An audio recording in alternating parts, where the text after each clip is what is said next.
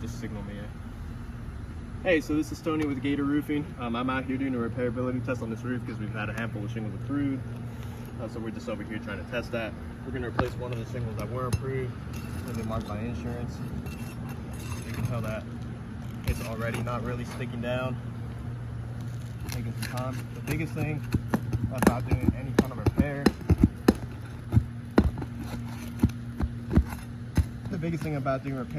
is that you do have to lift the shingle almost perpendicular to be able to get those nails out, especially if you don't want to waive the manufacturer warranty.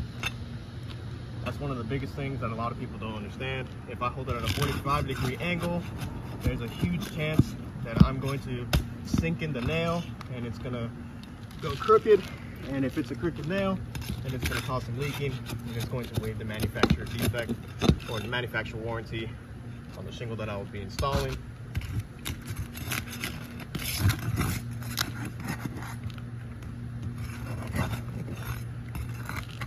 So I'm just trying to find the nails.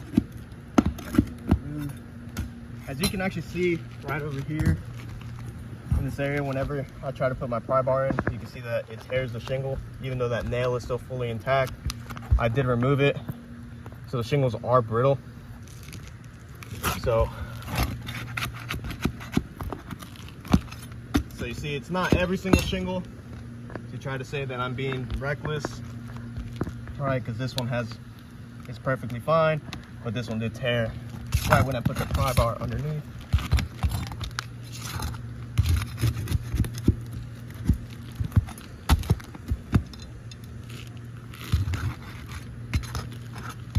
But as far as matting transfer, it doesn't look like there's very much.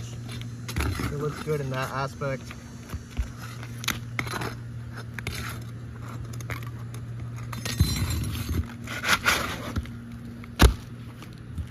So there's a little bit of matting transfer you can see right here actually. It's very slight. Probably can't get a very, very good look at it since the roof is all very dirty. Try to clean it off a little bit. There is a little bit of matting transfer, but this is where the true test is really going to come in. Like I said, I have to hold these perpendicular for me to sink in the nail correctly. Let's see how the shingle is going to respond to that.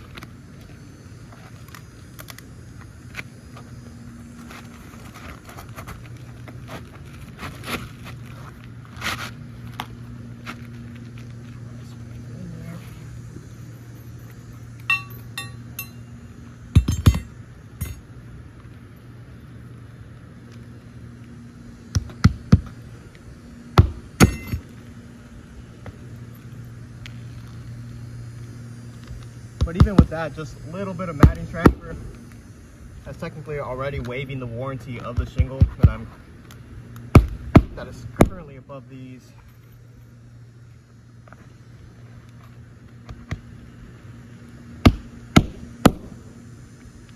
But you can see just a little bit of creasing right here.